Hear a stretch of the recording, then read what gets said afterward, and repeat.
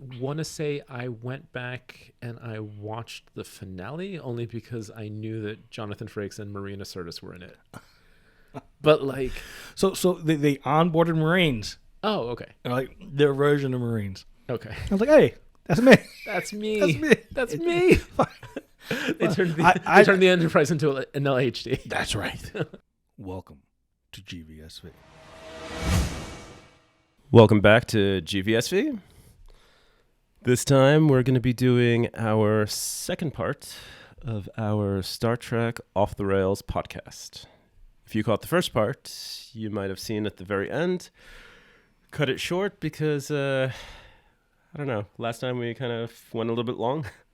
It's called Off the Rails for a reason. Yeah. Emperor Palpatine. Listen, that wasn't...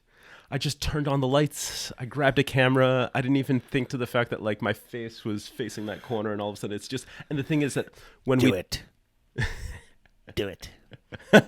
Rise, Lord Vader. No, actually, it's for somebody Lord who Vader. doesn't like Star Wars, I'm surprised. I did not say I don't like Star Wars. I love Star Wars. Okay. Star Trek is better. That's I'm fine. just saying. But I love Star Wars. I'm a nerd, dude. Jam-packed in an athlete's body. I'm a fucking nerd. Yes. Well, anyway. get ready to watch the rest of this. Off the rails. Off the rails. Before we turn this into a 40-minute podcast trying to introduce. Yeah. So get ready for the second part of our Star Trek Off the Rails. Join us in this adventure. 1, 2, 3. Let's go. Like when you think about transporter technology, Elon, if you're watching, I know you're not. Come on, bud. Transporter technology, you need to get on that. Could you imagine? Scary. Could you imagine? Scary. Could you imagine? I can, but like, okay, fine. Yeah, turn yourself into a particle beam, right? That you transfer over space and fucking time to get reassembled somewhere else. Okay, Dr. McCoy. That's you know what that it is. you know that, right? Yes, You understand yes, that. of course. But here's the thing. Off the rails. The ship of Theseus. Okay. Which one's the real ship? Is it the I'm forgetting Jonathan Frakes' character's name. Is it Will Riker that ended up back on his ship, or is it the Will Riker who got stuck in the pattern buffer and then bounced back to the surface? Which one's the real one? Yeah. Because like You get into a whole different paradox. No, it's not even, because it's not something that's going to like collapse the timeline. It's just, oh wait, you are a scientific abnormality that the system would have otherwise have corrected for because you were just a copy of this pattern. But because of this like ionic storm, you just kind of got bounced back to the surface. So now like there's two of you. Yeah. And ship of Theseus, which is the real ship? Is it the ship that you've been on this entire time that has been replaced plank by plank the entire trip? Or is it all of those planks that have been removed and now have been reassembled into another ship? Mm. Wait, but those are all of the original pieces from the first ship. Which is the ship? The ship that you've been on this entire time? Or the one that got sent back to the surface of the planet because the pattern buffer didn't realize that, oh, it actually made it through.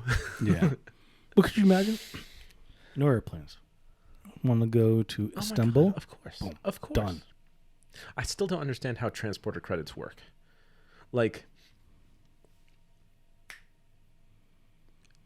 Benjamin Sisko was talking about having to use up all of his transporter credits to like go home to visit his family in like what, Louisiana, New Orleans, whatever. Okay. Like, and I'm sitting there and I was like, but like this is a utopian society where like money doesn't exist. Then like money doesn't exist on Earth.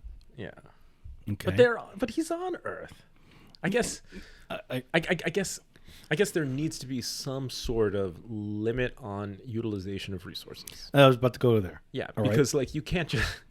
Because the thing is, you can't just say like, "Oh, hey, I'm gonna have breakfast in Paris today. Let's go." Well, when you say his transporter credits, no, that was just something that stuck out in my mind. That I just kind of like, I was like, wait, so like, I guess it's like I used up all my transporter credits for this week just so I could go home. Like, okay, like, But is that like leave time? Maybe.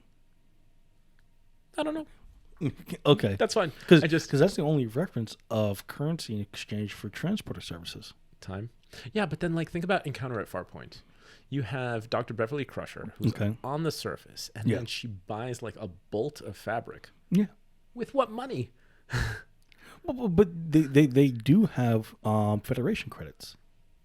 Yeah, That's how they conduct trade. I understand.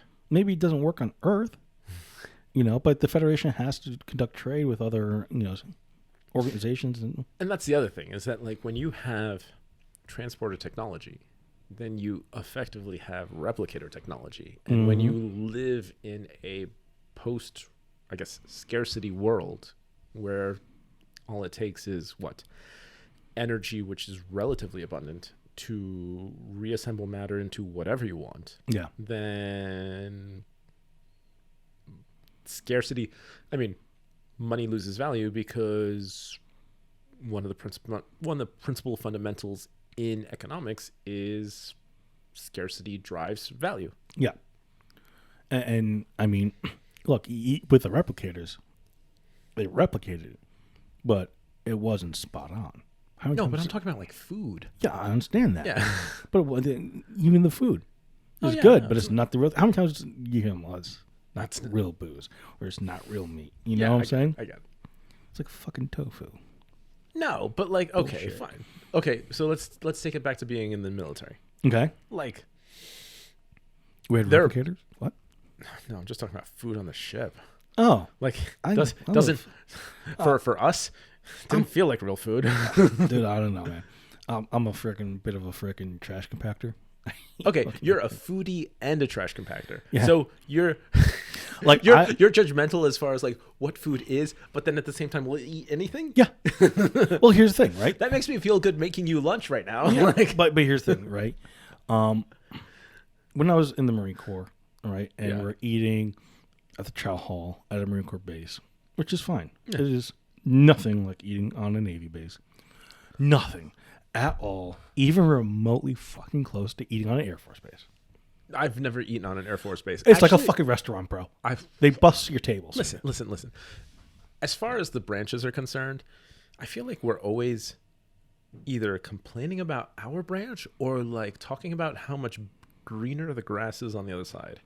Because I remember constantly being told sea stories by all of these other sailors who are telling me, hey, if you were in the Marine Corps, like, you would already have eaten by now because, like, the officers eat last. Like, is that true? Yeah. So the book by Simon Sinek called Leaders Eat Last. Okay. All right, is the title is based around his time with U.S. Marines and Navy SEALs. Yeah. All right, where the concept is that you make sure the lowest man on the totem pole has what they need, Yes. and that passes up. So routinely, if there's not enough food, officers will go without. Yeah. So that the men have. Yes. All right, but you'll see people collecting, so everybody has. It's this whole communal thing. Yes. But yes, officers eat last. And, I mean, we're telling each other these stories while we're standing in line for like 2.5 hours to just get food. Yeah. Like, Well, see, so I mean, I've never. So I've had the privilege of eating on a chow hall yeah. on the base of a naval base, on a ship, which is fucking different food. But I mean, like, you mean as far as like the LHD? Yeah. Okay. All right. Right. What? So, How much is ship's company on an LHD? like, I don't know what ship's company, but you're carrying about 3,000 Marines. Okay. So like, at least 3,000 people. Yeah, it's Okay. it's a fair amount of folks. No, I get that. I mean, like, we had 5,000. Yeah. Well, I mean, the Sevians are a much bigger ship. No, yeah, I know that. But the thing is that, like, the way that our chow was set up was rank has its privilege. And if you are the lowest man on the totem pole, you're going to wait. And there are like, it was almost like institutionalized cutting where you had a separate line for E6s and above that started right at the beginning of the line, right where I don't remember that because no, but I'm because it was different because the air wing was prioritized because of flight quarters. yes, So we only had so much time to go fucking eat. yeah, And I worked nights. yes, So my lunch, everybody else was fucking sleeping. Mostly. mid-rats, Yeah. mid-rats, Yeah, baby. mid-rats. Oh Yeah. God, Yeah, mid-rats, mid-rats card and the whole nine. mid-rats. All right. I remember my first time. But what I was alluding to, like the food on Midnight rations. the food on the base was a different quality than the ship. All right. The chow hall at NAS Sigonella, fucking heads and shoulders above the freaking hall inside the Kearsarge. I don't think I've ever. Oh wait. Okay. When I was going through training, Okay. like when I was going through boot camp and I was stationed in South Carolina at my training command, those are probably like the only times that I ate on base. Okay. And then like once I left training, my life was either like you're on the ship or you're at home. Okay. Like So the Marine Corps base, it has fine food. I mean, and again, it's really weird because you're right. I do enjoy really high-end foods. Yeah. All right. But also, and this is what's here, peanut butter and jelly sandwich. Let's get it. Is it a good peanut butter jelly sandwich? You got the good peanut butter. Let's go. And I enjoyed fucking MREs. yeah. All right. Were everything my favorite? No. All right. But the freaking cracker and the jalapeno cheese is fucking awesome. I loved it. My mouth is watering thinking about it. I know. It's an episode for later. I know because like I've never had MREs. Yeah, but Actually, I mean like astronaut ice cream is the closest I've ever come. but Museum of Natural History. But to your point, all right, I will cook these gourmet meals. Yes. I will enjoy these gourmet meals. And I don't do the gastro shit with the Titan. Fuck you. All right, I won't do that shit. All right, I don't even know what that means. All right, so you got these micro gastro places, right, where they will spend all this time and energy, is super artisanal, making this tiny little thing for you to sample. So wait, it's just like they're just plating the food. They're plating the food. It's a super small serving. What you're eating is you're sampling this creation that this incredible chef has made. All right, and he or she spent all this time. Oh, whatever. It's pretentious as fuck. Yeah, no, I can tell. And the thing is, like, this is visible enough within popular culture that like I've seen it in like TV shows and movies. Yes, you have 100%. You have. But the thing is, like, I can appreciate the time, energy, thought, and artisan ability to put that together. Yes. And some of the foods that I've made, it was all this planning, all this execution, just in the ingredients. Fuck putting it all together. Yeah. All right? But I want to fill your fucking belly. Yes. Right? And this little thing, this smoked escargot, fuck you. Fuck you, you pretentious prick. You know? Give me a good steak. Yeah, no. Like listen, if I'm gonna eat and I'm going to spend my own money, I want to feel full. And I mean, as my personal trainer, I mean, you've seen my diet log. Yeah. So when I'm not cooking for myself, 9 times out of 10, what am I typically eating? You're eating Chipotle or you're eating P.F. Chang's? No, not P.F. Oh, Five Guys too. Well, Five Guys too. But yeah, Chipotle, but especially Moe's. Yeah. Moe's. Moe's. Because I don't know what Chipotle stuck in my head. Well, the thing is that like Chipotle is the place that I'll go if I can't find a Moe's. Oh, gotcha. And if I can't find, actually, no. Something that I've discovered lately while traveling for work. What's that? Just using Google Maps to find Mexican restaurant and then just sorting by like top rated. Yep. And then just not even like staying within downtown, but like venturing out into the suburbs. Oh, dude. Because there is this Cuban place in Chicago. Okay. So fucking good. Well, the thing is that I think it's like, called Cafecito or something. We could talk about this later. Yes. Right? But I mean, so fucking good. Well, Went there twice for dinner. Well, the same trip. Wait, same day? No, same trip. Same trip. Yeah. One day, next day. Yeah. Like, fuck. The last 2 trips that I've gone, the first trip, we just needed something on the way to the airport. Yeah. And it just happened to line up where it was like, oh, I'm in the mood for like a burrito, and then like here's a restaurant and blah blah blah, and here's on top of all that a plate as big as your head and half the price that I would pay at Chipotle. Yeah. Like I'm sitting there and I'm like, yes, Yeah. all like every day, yes. And then the last time I went to Chicago, I ended up, there was like a 4-hour block where I had to twiddle my thumbs because I needed to like leave the work site for 4 hours. Mm-hmm. And I sat there and I was like, okay, well, I can like take care of whatever I need to. But once I was done running errands, I was like, okay, how far away until I can get to that like Mexican restaurant? And I sat there and I just like drove like 15 minutes out of my way, Yeah. just so I could like eat at that restaurant again. And I sat there and I was like, yeah, like for what? For like $25, a lunch so big I didn't eat dinner. Yeah. Yeah. Like I loved it. I was like, I will gladly come back here anytime. Yeah. If we're ever in Chicago together, I'm going to take you to that freaking Cuban place. Yeah. Yo, fuck. Listen, Man, you will love it. yeah. Right? They're serving Cuban coffee all day there. You walk in, it smells like a coffee shop. Yeah. It's fantastic. And I know you don't drink coffee, but that smell, I know you grew up with that smell. I mean, so Plus, the smell. You know, I make coffee at work, so you smell that smell every day. No. I don't drink coffee, but I like the smell of coffee. Yeah. Because for me, it reminds me of visiting my grandmother in Colombia. Okay. Because the neighborhood that she lived in her house was across the street from a coffee factory. Okay. And like just the smell of just like roasting coffee beans was not just pervasive, but like nonstop. All over the place. No. Like the entire neighborhood. Like you knew when you were getting close to grandma. Like you would just like roll the window down in the taxi, and like as soon as you could like smell the coffee, you were like, we're close to grandma's house. Oh, that's awesome. So for me, the smell of coffee brings me back to my childhood visiting grandma. And that's how we said we were back to replicators. Oh my god! We just went off the rails. Way off the rails. We're supposed to be geeking out about Star Trek, and we definitely geeked out about Star Trek. But then we went into military rations.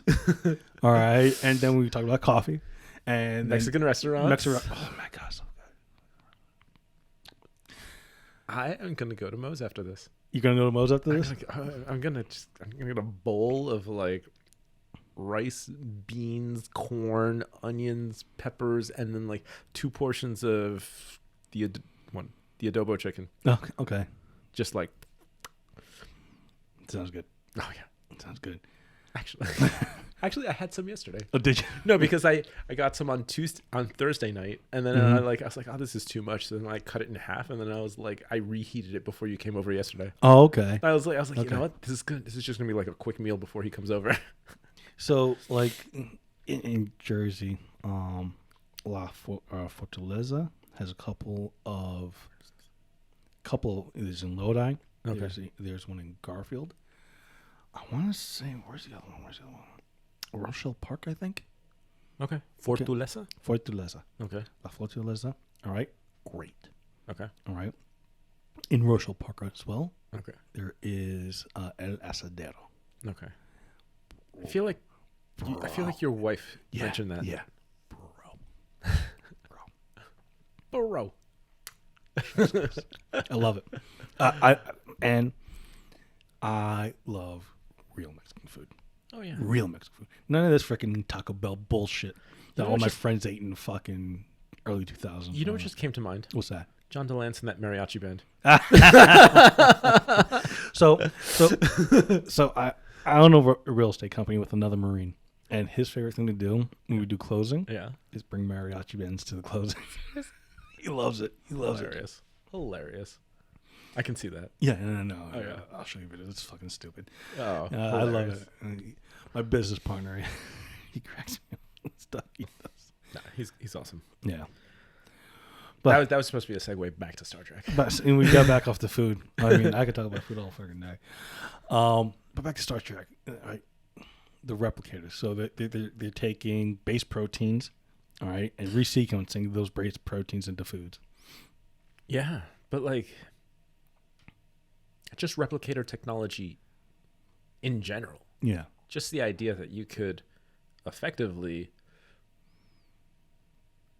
not manufacture, but Manufacture. like, yeah. I mean, like, I'm thinking like additive manufacturing as far as like 3D printing, but that's where I was going with this. Yeah. Right? Because why are we like? Because we're thinking about, replicator technology. Yeah. All right, and the nascent freaking industry of manufactured foods, Yes. like fake meat. I know I'm not talking about tofu, but I'm talking about like beyond. Not even beyond. These people are 3D printing, trying to 3D print fucking meat. I think I have seen this. All right, I have seen this. Oh, I'm sorry. Give me a goddamn cow. Oh no! I mean, like, don't get me wrong. Like, I'm just gonna go to Moe's after this. But yeah, I don't think the technology is there, and I don't feel comfortable enough eating at a. I don't know. I mean, so if we are to ever be a truly multiplanetary species, something's got to give. With respect to food resource. No, yeah, obviously. All right. So I mean, I know Elon Musk wants to make us multiplanetary. All right, but that's going to require, vegetarianism. Yeah, I mean, as far as like hydroponics, but to grow, raise, slaughter.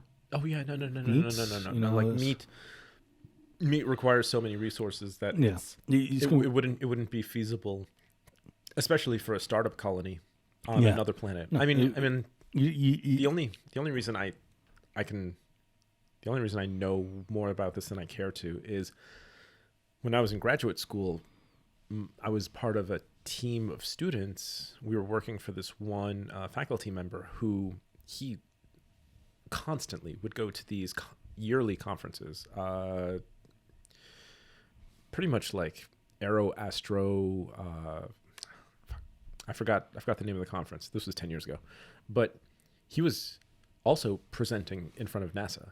Okay. And he would task us as students to research different like design concepts for projects. So the design project that I was on was called Mars 2035. And the idea was that like what would it take to get us on Mars? Not as like a full-blown colony, but like as a, hey, we're taking the first steps to have a sustained presence, a sustained presence with, at least 8 colonists just, living on the surface of Mars. Yeah. And the amount of thought and just everything that went into that. And one of the guys that was on our project team, who was actually like, I guess, a graduate student who worked directly for the advisor, he had seen, there was a project kicking around, it was almost like a reality TV show. It was called Mars One. Okay. Where there was some entrepreneur who said, hey, I'm going to like get people to Mars, and we're going to do it by turning it into a reality TV show, and we're going to fund everything by like televising it. And like that was his entire pitch. And he was even putting out all of these like, hey, it's like we've selected our test group, and like we're narrowing down the finalists, and like just all of this like just publicity. Like it was smoke and mirrors. Elon, you listening? No, I mean he was tied into all of this as well, like because this was around the same time that SpaceX was starting, so like everybody was aware what everyone else was doing. And what ended up happening was they put out this design plan, which is normal because like NASA put out design plans all the time. It's like, oh yeah, this is what it'll take for us to get to the moon. This is what just all of these like, like these are all the bugs that we need to work out.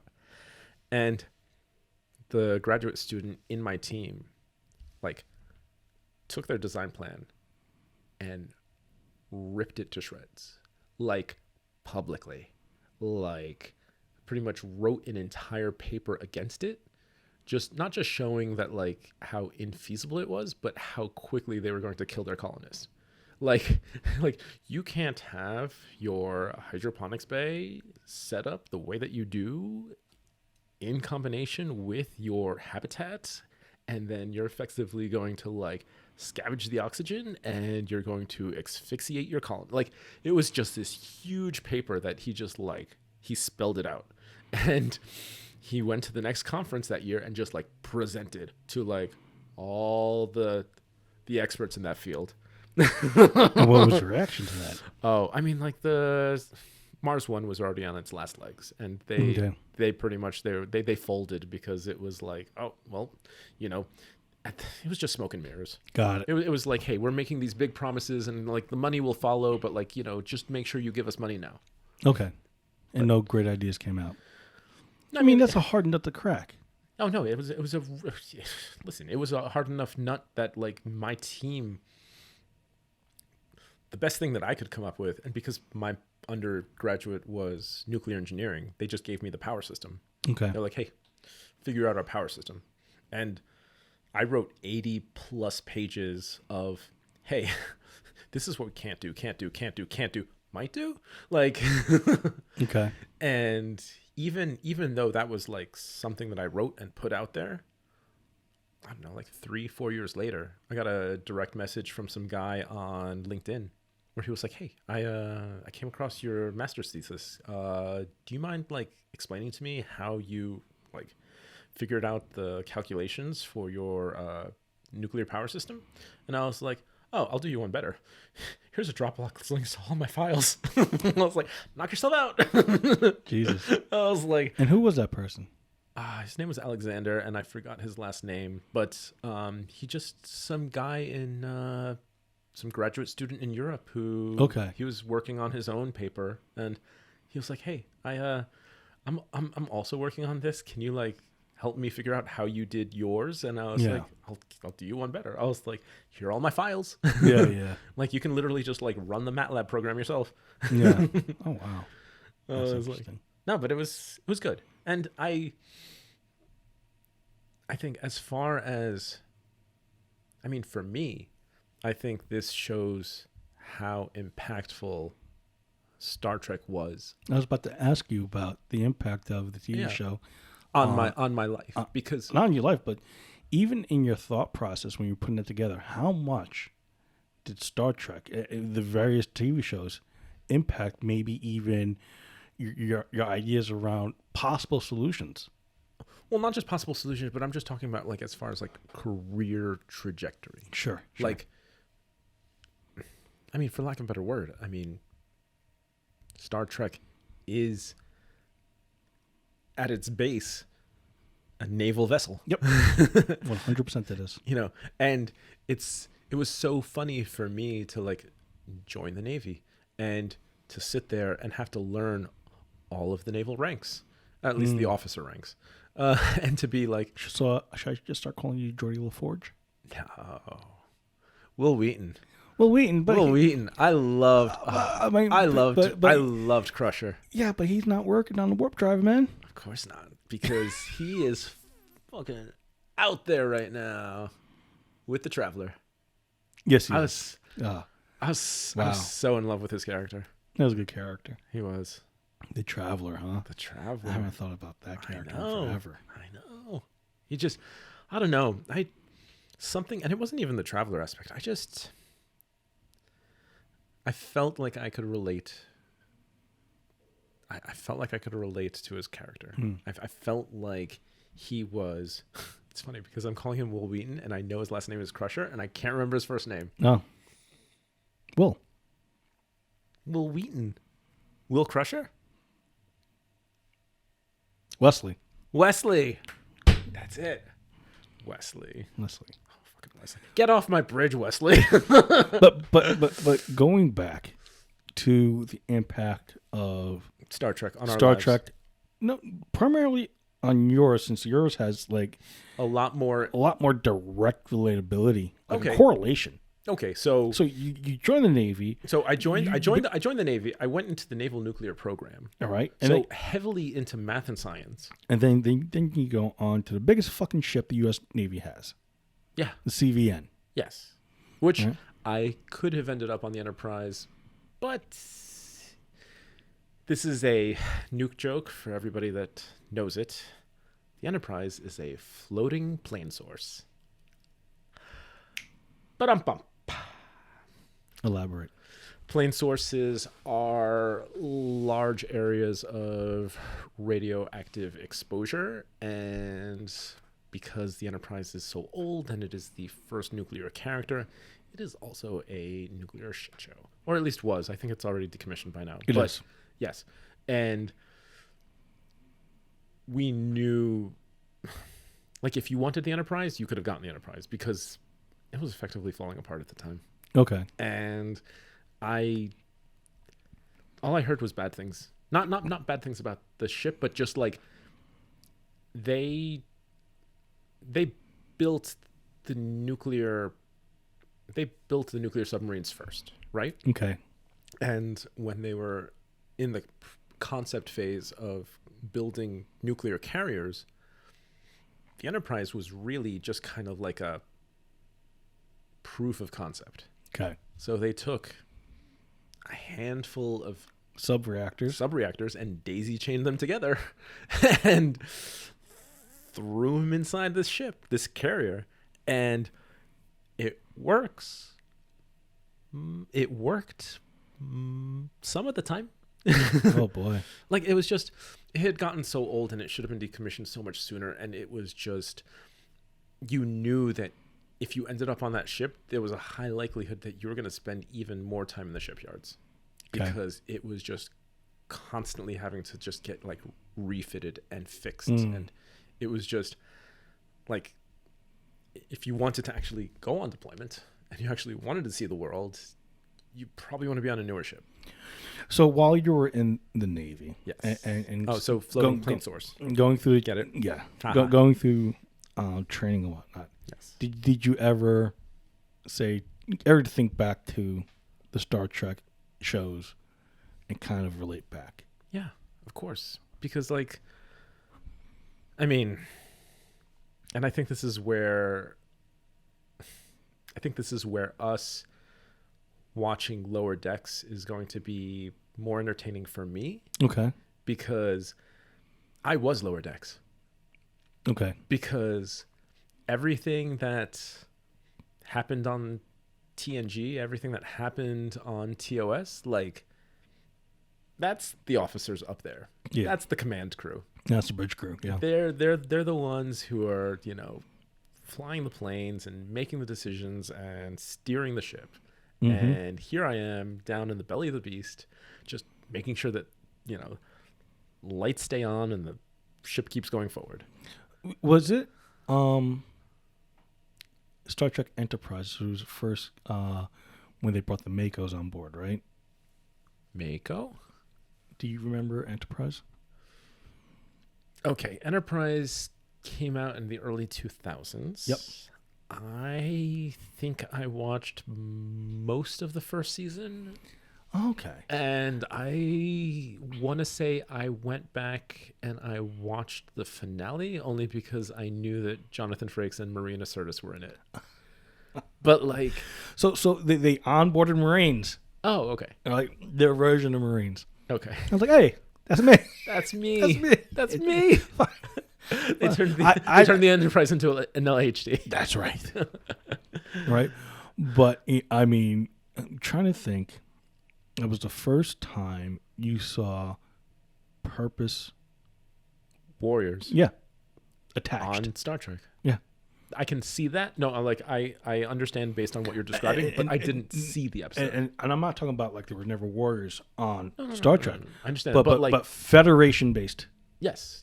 Like effectively like a portion of the Federation crew specifically meant for combat operations. operations. Yep. Yeah. So So it took me. forever. Me. It's me. But yeah, for me, Lower Decks, because it's just these. And the thing is, like, they're not even enlisted. They're just like, there's just a bunch of ensigns who are getting crapped on by the bridge crew. Yeah, but And like again, this is why I go back to Deep Space Nine and Defiant. That was the first combat vessel yeah, in the Federation, and I fucking loved that little thing. So kicked ass. I remember Cisco commanded it. I know that for a fact. Worf commanded it for a while. I want to say Worf crashed it in First Contact. yeah. Besides the point, they made a second one though. I want to say that there was another Klingon General Martok? Martok. Very good. Look at you. I don't know why I know this name. Yeah, but he commanded the Defiant for a little bit, if I'm not mistaken. The thing is, like, DS9 is another series that, like, I started off, like, watching it consistently when we're, like, as it aired while we were in high school. But then I think by the time I graduated, I didn't finish the series. Oh. So I don't think I've ever seen the Dominion War. Oh man, I know it happened. some things we'll have to watch. Dude, we could do this for hours. True, but I am freezing. So in order for the cameras to work, is this long? We have to run this place. It's currently 66 degrees in here. 66 degrees. So we talked about and we geeked out about Star Trek. We went off the rails as per the name of the podcast. Just people getting to see a bit of our friendship, what we geek out about. Yeah. All right. And Alex, why don't you tell the good folks all those things they need to do? Help us do all of those YouTube things. If you could like, comment, subscribe. I know that if you could give us, additional feedback down in the comment section, things that, and the thing is, like, even if it stays within this vein of Star Trek, this episode is going to release the same week as our react for the first episode of Lower Decks. Yep. And the way that we're planning out this month of January content is whatever episode, whether it's Lower Decks or any of the other 4 episodes that we are watching this on Fridays, our Friday reacts, gets the most engagement, that'll be the one that we return to and actually watch the entire series. So if you're interested in more Star Trek content and you love Lower Decks, definitely engage with our Friday Lower Decks pilot, and we will eventually get to the entire series. But also, share. Tell your friends. Tell your family. The boys at GVSV are having a good time, and we're going to get to all this great content. We're going to get to the games. We're going to get to the TV shows. We're going to do the podcast. We have some outside the studio stuff. We're workshopping this. We're workshopping a bunch of fun stuff. I definitely want to do, like, travel stuff. Like, I, for the life of me, want to take you to Boston because I want to show you all of these locations from Fallout 4 in real life. Can I recreate my favorite Fallout 4 play character? You can do whatever you Called want. Yankee Vengeance? You can do whatever you want. Tech nukes? If Not you, that. if you can, joking. Sorry, if you, FBI. If you can find that. Nope.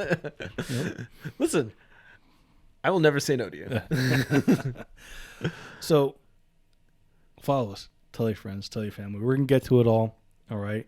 There's going to be... Eventually put more stuff on our other socials. Yep.